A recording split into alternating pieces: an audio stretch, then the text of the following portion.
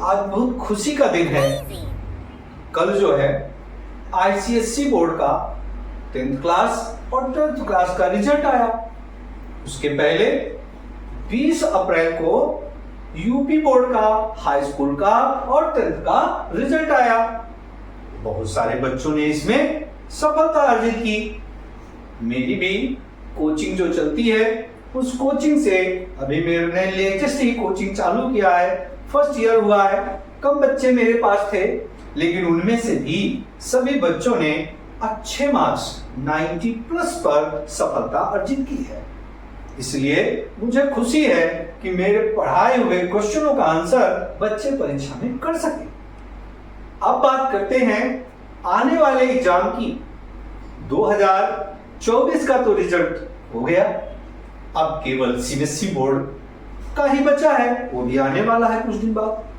तो बच्चों, अब हमें कमर कस लेनी है 2025 के बोर्ड एग्जाम की, क्योंकि 2025 के बोर्ड एग्जाम में हमें सभी जितने बच्चे इस वीडियो को देखें वो सब कमर कस लें कि 2025 के रिजल्ट में 90 प्लस से कम नहीं लाना है नंबर। जब आज से सोच लोगे, अभी से प्रिपरेशन करना चालू कर दोगे, अभी से तैयारी करना चालू कर दोगे, अभी से चैप्टर वाइज प्रैक्टिस करना चालू कर दोगे, तो क्या आपको फरवरी 2025 में पेपर जब होगा तो क्या उसमें कोई दिक्कत आएगी? नहीं आएगी, क्योंकि आपने नियमित ढंग से पढ़ना प्रारंभ किया, और जब नियमित ढंग से प्रारंभ करोगे तो रिजल्ट आना ही अच्छा है। चलिए, आज मैं इसी पे फोकस देता हूं कि हमें कैसे पढ़ना है, क्योंकि हम अगर पढ़ाई करें तो कैसे करें और कैसे सफल हों। तो बच्चों, सफलता अर्जित करने के लिए, सफलता प्राप्त करने के लिए हमें कठिन परिश्रम करनी होती है, ये कहा जाता है ना। सब लोग कहते हैं कि सफलता अगर अर्जित करनी है किसी कार्य में तो हमें कठिन परिश्रम करना है। तो बच्चे जो विद्यार्थी होते हैं, जो स्टूडेंट्स होते हैं, इन्हें भी तो डू हार्ड वर्क होता है। अब डू हार्ड वर्क एक दिन पढ़ने से नहीं होता, 2 दिन पढ़ने से नहीं होता, 4 दिन पढ़ने से नहीं होता, कि जिस दिन पेपर है उसके 2 दिन पहले रट्टू तोता होकर के हम पढ़ लें और हम सक्सेस हो जाए। सक्सेस तो हो सकते हैं पर सफल नहीं हो सकते। क्यों? सक्सेस और सफल में दोनों फर्क क्यों? सक्सेस मतलब होता है कि आप पास हो जाना, पास तो हो गए मतलब आप परीक्षा में सफल हो गए, सक्सेस हो गए, पर वास्तविक आपकी लाइफ सक्सेस हो, और लाइफ सक्सेस करने के लिए हमें डू हार्ड वर्क, कठिन परिश्रम करना होगा। क्योंकि स्टेप टू स्टेप जब हम परिश्रम करेंगे तो हमें एक रूटीन बनाना होगा।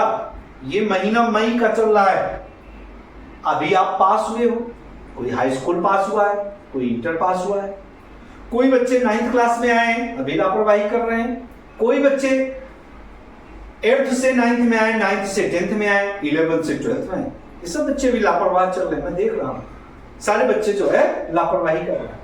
लेकिन अगर आज से ही आपने ये नियम बना लिया कि मुझे पर डे प्रत्येक सब्जेक्ट का कम से कम 2 क्वेश्चन तैयार करना है। कितने क्वेश्चन? कम से कम 2 क्वेश्चन प्रत्येक सब्जेक्ट। मैं केवल एक सब्जेक्ट की बात नहीं करूंगा, प्रत्येक विषय, जो आपका विषय है, कोई भी सब्जेक्ट हो सकता है। जैसे मैं पीसीएम ग्रुप पढ़ाता हूं, फिजिक्स, केमिस्ट्री, मैथ मेरी कोचिंग चलती है। पीसीएम ग्रुप के बच्चे हों तो उन्हें क्या हिंदी और इंग्लिश नहीं पढ़ना होगा? क्या उन्हें, अगर उन्होंने कंप्यूटर ले रखा है, हिंदी नहीं लिया तो नहीं पढ़ना होगा? क्या उन्होंने आईटी ले रखा है तो नहीं पढ़ना होगा? क्या उन्होंने फिजिकल एजुकेशन ले लिया तो नहीं पढ़ना होगा? जो सब्जेक्ट आपका है उस सब्जेक्ट को आपको डेली रूटीन में पढ़ना होगा।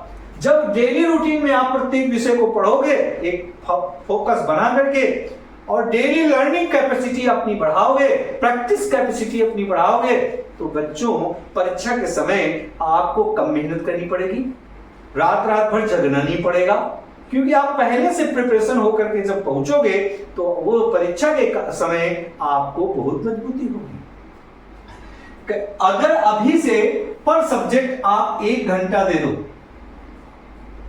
केवल प्रिपरेशन के लिए, तैयारी के लिए, पर सब्जेक्ट 1 घंटा, मान लेते हैं मैथमेटिक्स उठा लेते हैं, अब मैथमेटिक्स में आपके कॉलेज में या आप कोचिंग पढ़ते हो तो कोचिंग में, जहां पे भी आपको मान लीजिए फॉर एग्जांपल एक 5 क्वेश्चंस कराए गए।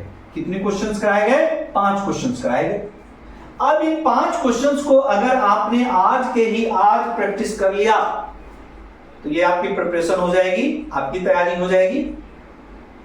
अगर आपने आज के आज इसको प्रिपरेशन नहीं किया तो आपके भेजे से क्या हो जाएगा? ये निकल के बाहर चला जाएगा, और जब ये निकल के बाहर चला जाएगा तो आपके काम आएगा? नहीं आएगा। इसलिए जो चीज पढ़ाई जाए उस चीज की प्रैक्टिस उसी दिन करने की जरूरत है। और मेरे प्यारे बच्चों, जो आपका न्यू सेशन स्टार्ट हुआ है 1 अप्रैल से और 20 मई तक जो आपका सेशन चल रहा है, उस सेशन में जो भी पढ़ाया जाए उन सब को आपको 1 जून से 30 जून तक फुल प्रैक्टिस कर लेनी है। फुल प्रैक्टिस कर लेनी है, छोड़ना नहीं है।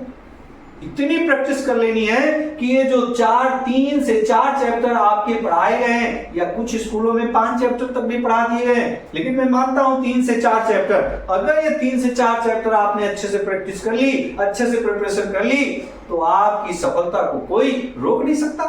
क्यों? क्योंकि आप जब ये 4-5 चैप्टर अच्छे से प्रैक्टिस कर लोगे, अच्छे से प्रिपरेशन कर लोगे, तो जुलाई से जो नए चैप्टर पढ़ाए जाएंगे उनको प्रिपरेशन करने में आपको आसानी होगी या नहीं होगी?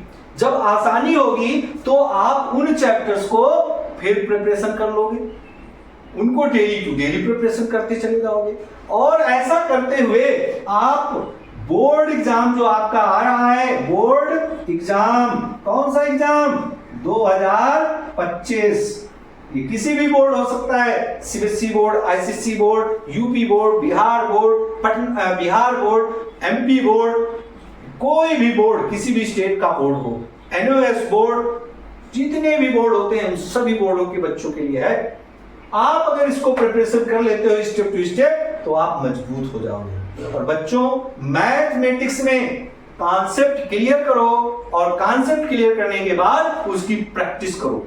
इसीलिए मैंने कहा है mathematics is a practice, without practice no complete to the mathematics. अगर आप एक क्वेश्चन को एक बार लगा लिए हैं और उसको 4-5 बार प्रैक्टिस नहीं करोगे, वो क्वेश्चन आप कभी भूल सकते हो, और जब भूल जाओगे तो भेजे से बाहर।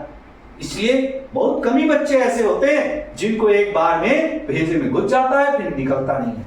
और यही काम केवल मैथ में नहीं, यही काम आपको इंग्लिश में भी करना है।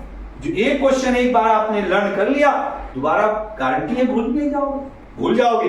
अगर आप उस क्वेश्चन को 5-6 बार आपने रिटन वर्क कर लिया, लिख दिया बिना देखे, ये नहीं कि देख के लिखें, एक बार लर्न कर लिया और उसको फिर लिखें 5 से 6 बार, वो क्वेश्चन आप कभी नहीं भूलोगे ना। ये प्रक्रिया आप करना चालू कर दीजिए। अगर ये प्रक्रिया आपने चालू कर दिया तो आपकी सफलता निश्चित है। हाँ, अक्सर बच्चे क्या होते हैं, स्कूल में काम दिया जाता है, उस काम को खाली लिखने में सारा समय बिताते हैं। वास्तविक लिखने के साथ साथ लर्निंग कैपेसिटी जरूरी है, क्योंकि जब तक आप लर्न नहीं करोगे तब तक आप कैसे सफल होगे? कॉपी लिखने से थोड़ी परीक्षा में पास हो जाओगे। कॉपी लिखने के साथ साथ उसको लर्निंग कैपेसिटी जरूरी है। आप उसको लर्न करो और फिर लिखो, लर्न करो फिर लिखो, लर्न करो फिर लिखो। क्या होगा? आपकी प्रिपरेशन हो जाएगी। इससे 2-3 काम अच्छे होंगे। पहला, आपकी लर्निंग कैपेसिटी बढ़ेगी, आपको याद करने का तजुर्बा आएगा। दूसरा, आपकी मजबूती आएगी, किसमें? परीक्षा की तैयारी में।